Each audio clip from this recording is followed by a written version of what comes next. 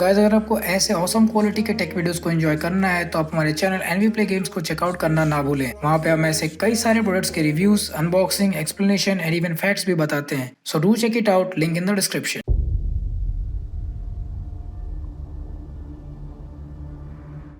About Skypiea, वहाँ पे किसी का भी इस बारे में ध्यान नहीं पड़ा था कि जया आइलैंड पे एक और जगह खाली है जहाँ पे दूसरा आंख हो सकता था। तो क्या हम ये कंक्लूजन बना सकते हैं कि नोलैंड ने राइट आई वाली सिटी खोजी थी, वहीं रॉजर ने शायद लेफ्ट आई वाली सिटी खोजी हो। Make sense right? Kozuki clan. Now जो लैंग्वेज पॉनिग्लिफ्स पे यूज की जाती है वही सेम लैंग्वेज बहुत ही कैजुअली शैंडोरा में भी यूज की जाती है। और हमें ये भी पता है कि कोजुकी क्लैन ने पॉनिग्लिफ्स सिर्फ एंशिएंट किंगडम के लिए बनाया था। तो क्या इन बातों से हम ये कंक्लूजन निकाल सकते हैं कि शैंडोरा एंशिएंट किंगडम का पार्ट हुआ करता था? पॉसिबल नहीं हो सकता कि जाया आइलैंड के जो राइट वाली आई है वो सिटी ऑफ सन हो और जो लेफ्ट वाली आई है वो सिटी ऑफ मून हो। पर ये एक ऐसी जगह है जहाँ पे ओहारा की थ्योरी गलत हुई। और आप ये भी नोटिस करो कि कोजुकी क्लैन के क्रेस्ट में क्रॉस बोन्स हैं, लेकिन वहाँ पे कोई स्कल नहीं है। मेरा मतलब कि अगर कोजुकी क्लैन में वो बर्ड वाला पार्ट निकाल के एक स्कल लगा दिया जाए तो वो बिल्कुल एक पायरेट लोगो जैसा दिखने लगेगा। जानते हो चैप्टर नंबर 268 का लास्ट पैनल क्या है?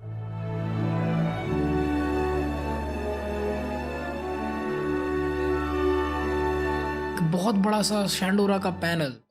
सो गाइस, ये थी मेरी video on part 1 of Ohara's fan theory.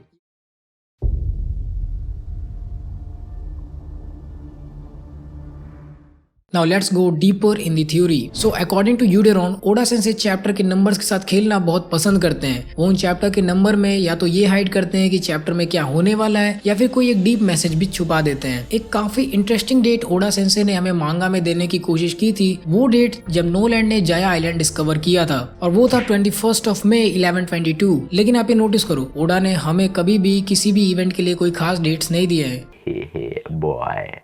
तो अभी क्यों? वैसे इस पर्टिकुलर डेट को जापानीज में लिखा जाता है ईयर, मंथ एंड डे के फॉर्मेट में। तो ये ऐसे होगा 1122, 5, 21। ना अगर हम इन सारे इंडिविजुअल नंबर्स को लें और इनका जापानीज प्रोनाउंसिएशन बनाएं तो ये कुछ ऐसा होगा, हितोत्सु नी कोको नी इरु, हितोत्सु नी कोको नो इरु, जिसका लिटरल ट्रांसलेशन होगा 1 is here। और सरप्राइजिंगली 31st वॉल्यूम का जो टाइटल था वो भी कोको नो इरु ही था, that is I am right here. क्या इसका मतलब ये है कि वन पीस हमें लिटरली यही बता रहा है कि वो कहाँ पे है? ओके, नेक्स्ट डेट जो हम देखते हैं वो है 16 नवंबर 1127, जब शैंडोरा उड़कर स्काई में चला जाता है। हितोत्सुनागी इन तोरोदोरोकु, जिसमें हितोत्सुनागी का मतलब मैंने आपको पहले ही बता दिया, वन पीस, और इन बेल का साउंड जैसा है। तो इस तरह से इस डेट का ट्रांसलेशन ये होगा, the one piece roads with the reverberation of the bell. और रिवर्बरेशन ऑफ द बेल एक फेल्ड प्रॉमिस था नोलैंड का, जिसे बाद में सालों बाद लूफी ने पूरा किया। इसी तरह से एक और प्रॉमिस है जिसे पूरा नहीं किया जा सका और जिसे फ्यूचर जनरेशन के ऊपर छोड़ दिया गया था जॉय बॉय की तरफ से 800 साल पहले। ये चीज हमें पता चली थी फिशमैन आर्क के थ्रू। सो अगर हम इन दोनों डेट्स के ईयर को लें, यानी कि 1122 और 1127, जिसमें से हम 400 साल माइनस कर दें, यानी कि नोलैंड के टाइम से 400 साल पहले जब वर्ल्ड सेंचुरी थी, तो हमारे पास दो न्यू ईयर्स आएंगे, जिसमें से एक है 722 एंड 727, जिसमें 1122 में जया आइलैंड खोजा गया था और जिसका ट्रांसलेशन है 1 is here। तो यानी कि 722 में पॉसिबली जॉय बॉय ने मरमेड प्रिंसेस से प्रॉमिस किया होगा। उसी तरह 1127 में शैंडोरा उड़कर स्काई में चला गया था, इसका ट्रांसलेशन था one piece roads with reverberation of the bell. तो यानी कि 727 में possibly destruction of ancient kingdom भी हुआ होगा। ऐसा इसलिए बोल रहा हूँ क्योंकि 1127 में जब शैंडोरा जाया से अलग हो गया तो पॉसिबली वो ये मार्क कर सकता है कि जस्ट 400 साल पहले 727 में एंशिएंट किंगडम ही खत्म हो गया। अच्छा, अब हम इस थ्योरी में बहुत अंदर आ चुके हैं, इतना अंदर आ चुके हैं कि मुझे खुद प्रॉब्लम हो रही है इस थ्योरी के साथ कैच अप करने में। मैं बार बार देख रहा हूँ, पढ़ रहा हूँ, इन चीजों को रिसर्च कर रहा हूँ, but still stay with me, we are going to talk about something more random. So हमारे पास अभी करंटली दो नंबर्स हैं, 722 and 727। Now let's look at their corresponding chapter. So chapter number 722 में हमें ये रिवील किया गया था कि डोफ्लामिंगो एक सेलेस्टियल ड्रैगन है। इस चैप्टर में डोफ्लामिंगो ट्रफल्गर लॉ को बताता है कि कैसे 20 किंग्स ने मिलकर वर्ल्ड गवर्नमेंट बनाया था। इन 20 किंग्स में से 19 लोग मैरी जॉयज में चले गए थे, लेकिन सिर्फ नेफेटारी फैमिली वहाँ पे नहीं गई थी और उन किंग्स के डिसेंडेंट्स यानी कि वर्ल्ड नोबल्स अभी भी रहते हैं। इसका मतलब उन 19 कंट्रीज ने एक न्यू किंग को स्टैब्लिश किया और मैरी जॉयज में नई फैमिलीज रहने आई थी। तो इस तरह से ड्रेसरोसा की जो न्यू रूलिंग फैमिली बनी वो थी रिकू फैमिली, और जिस फैमिली ने मैरी जोइस छोड़ दिया था वो थी डॉन कीहोटी फैमिली। और इस चैप्टर में एक और भी काफी इंटरेस्टिंग चीज है जो कि आप नोटिस करोगे, और वो है कि क्लोजअप में कैसे एक गोल्डन बेल रिंग कर रही है। ऑल्सो आपको जियोला याद है, वो कितनी चूतिया कैरेक्टर थी, उसके कितने अजीब से आर्ट स्किल्स थे, मुझे भी नहीं याद है, लेकिन उसने एक काफी इंटरेस्टिंग सा आर्ट बनाया था जब वो ब्रुक से फाइट कर रही थी, जिसमें से लेफ्ट वाला एकदम ब्राइट था जैसे कि सन खुला हुआ है और दूसरी आंख बंद थी और रो रही थी। तो इसका मतलब यही हो सकता है कि जो एंशिएंट किंगडम था उसे उसी समय तबाह कर दिया गया था और जया से तोड़कर बाहर निकाल लिया गया था। और ये सब तब जब ब्रुक सामने एक म्यूजिक प्ले कर रहा होता है। नाउ ब्रुक सिर्फ एक ही म्यूजिक के लिए फेमस है और वो है बिंगसाके।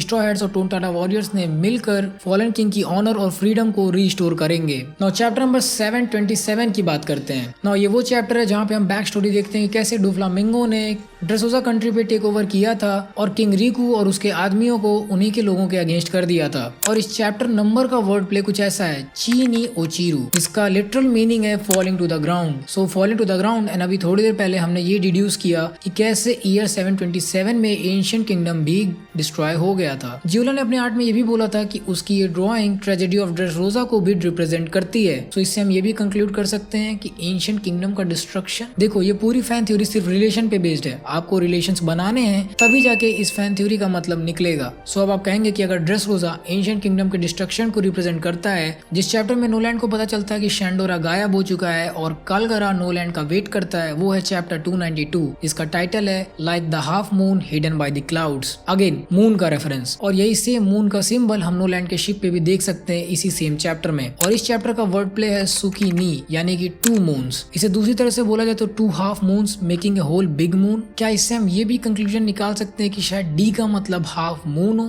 800 साल पहले जहां शैंडोरा के लोगों ने सिटी ऑफ मून को डिफेंड किया, वहीं शायद 800 साल पहले पीपल ऑफ द सन को वहां से निकाल दिया गया और डन पीस बन गया द वन पीस। हो सकता हो जो 2 हाफ मून्स मिलकर एक सर्कल बनाते हैं वो आधा हो गया है, इवेंचुअली उसे डी लेटर बोला जाने लगा। सो विल ऑफ डी का क्या मतलब हो सकता है? Becoming the whole circle again, becoming the whole one piece again. अभी एक मिस्ट्री और है आगे इस थ्योरी में। ऐसा क्या है कि ये पॉइंट करता है कि वन पीस और लाफ टेल एनियस लॉबी के नीचे हैं। आपको याद हो तो एनियस लॉबी का मेन विलन रॉब लुची है, जिसका लिटरल मीनिंग होगा वो जो लाइट को चुराता है। काइंड ऑफ रिलेशन लगाओ तो इसका ये भी मतलब निकलता है कि पीपल ऑफ द सन से उनकी लाइट छीन ली गई, यानी कि उनकी किंगडम उनसे छीन ली गई। खैर इस बात को साइड में करो। Now let's talk about one piece, जिसके आगे अगर आप डी लगा दो तो ये बन जाएगा डन पीस। नाउ सबसे पहली चीज जो कि वन पीस को एनियस लॉबी से कनेक्ट करती है वो ये फैक्ट है कि हम एनियस लॉबी के आगे भी डी लगा सकते हैं, यानी कि सडनली एनियस बन जाता है डेनाइज। डेनाइज का मतलब होता है मना करना, लेकिन क्या मना करना? डेनाइज व्हाट, लेकिन यहाँ पे व्हाट को हु से रिप्लेस करते हैं, यानी कि किसी को मना करना। खैर एनियस lobby one of the most amazing island था जहाँ पे हम पहुंचे थे, क्योंकि उसका ओवरऑल स्ट्रक्चर भी ऐसा ही था। पूरे समुद्र के बीचों बीच एक गैप में वो था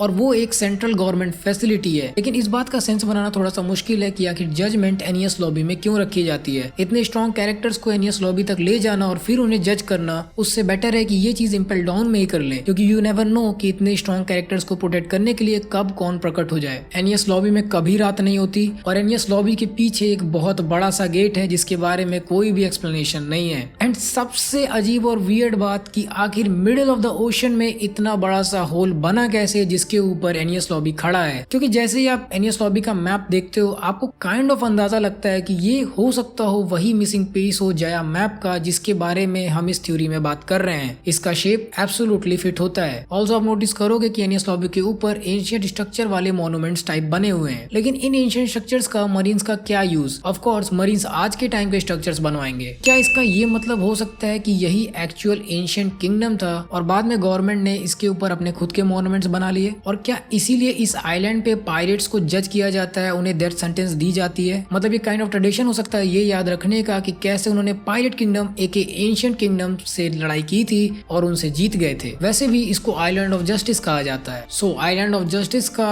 जापानीज ट्रांसलेशन होगा शिहो नो शिमा। नो इसके 4 मीनिंग निकल सकते हैं अगर आप इसे डिफरेंट कांजी के साथ कंबाइन करोगे। मुझे कांजी नहीं आती, this is what I have read about in the ORS fan theory. So सबसे पहला मतलब होगा जस्टिस, जो कि ऑब्वियस है। दूसरा मतलब होगा 4 डायरेक्शंस। तीसरा मतलब होगा सीक्रेट इन्फॉर्मेशन और चौथा मतलब होगा द ग्रेटेस्ट ट्रेजर। तो अब हमारे पास एक आइलैंड है जिसके 4 डायरेक्शंस हैं। ये तो बहुत सिंपल है, आपको 4 रोड पॉनिग्लिफ्स चाहिए है लाफ्टेल को खोजने के लिए। एक ऐसा आइलैंड जिसपे सीक्रेट इन्फॉर्मेशन है, यानी कि ट्रू हिस्ट्री लाफ्टेल पे ही है। फाइनली द ग्रेट ट्रेजर यानी कि वन पीस इटसेल्फ। नाउ अगर इतनी सारी चीजें एनियस लॉबी में एग्जिस्ट करती हैं तो नो वंडर कि गवर्नमेंट ने इसे one of the most guarded place in the world बनाया हुआ है। यहाँ पे कभी रात नहीं होती, इसीलिए अंधेरे में कोई इसमें घुस नहीं सकता। यहाँ से कोई तब तक बाहर नहीं निकल सकता जब तक गेट्स ऑफ जस्टिस खुले ना। और obviously gates of justice Impel Down और मरी जो से कनेक्टेड है। लूफी का इस आइलैंड पे घुसना मतलब सिंपली वर्ल्ड गवर्नमेंट के ऊपर वॉर डिक्लेयर करना। जिस वर्ल्ड गवर्नमेंट के आइलैंड पे कोई नहीं जा सकता, उस पे आखिर लूफी कैसे चला गया। ये एक ऐसा आइलैंड है जो कि डिनाई करती है entrance to the people of D, यानी कि वो लोग जो कि गॉड्स के एनिमीज हैं। और क्योंकि ये आर्क डायरेक्टली स्काइपिया के बाद स्टार्ट हुआ था, जहाँ पे स्काइपिया में जाया का एक पार्ट था,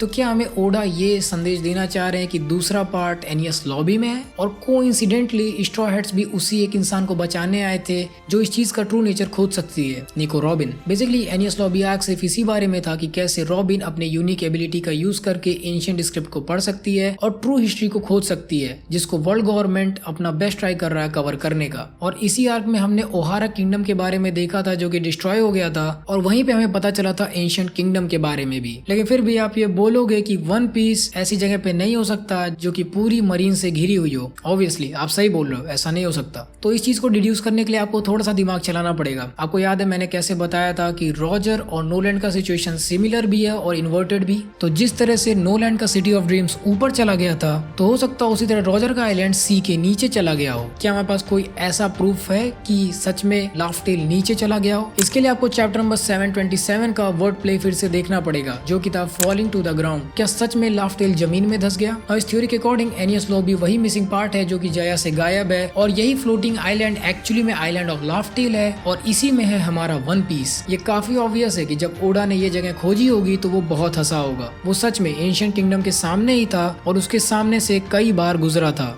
और जो हमारे पास अल्टीमेट प्रूफ है इस पूरी थ्योरी का, वो है रॉजर के आखिरी शब्द। वही शब्द जिन्होंने वन पीस स्टार्ट किया, वही शब्द जिनसे ग्रेट पायरेट एरा भी स्टार्ट हुआ था। Treasure, if you want it I will grant it, search on all the world had to offer, I left in that place. Well, इसका इंग्लिश में कोई मतलब नहीं है, असली चीज जापानीज वर्जन में लाई करती है। रॉजर यहाँ पे बोलता है कोनो योनो सुबे ते वो सोको नी ओइते कीता, जिसमें कोनो योनो सुबे ते वो का मतलब है I left everything in this world, और सोको का मतलब है देयर। लेकिन अनफॉर्चुनेटली सोको का एक और मतलब है। सोको का मतलब है बॉटम। दूसरे शब्दों में अगर रॉजर की बातों का मतलब निकाला जाए तो रॉजर के लास्ट वर्ड्स कुछ ऐसे थे, I left everything in this world at the bottom.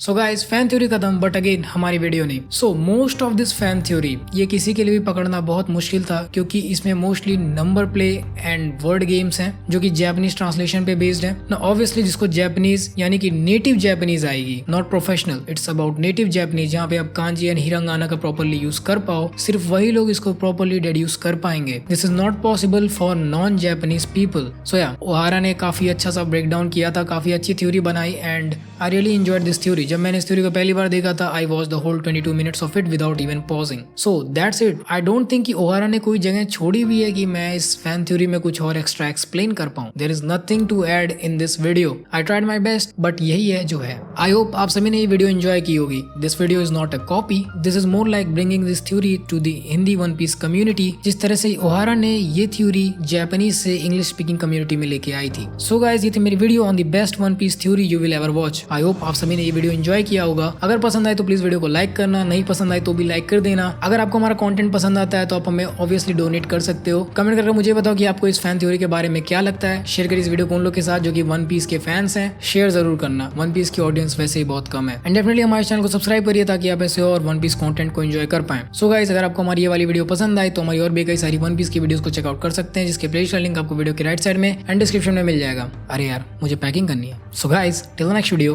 Play on.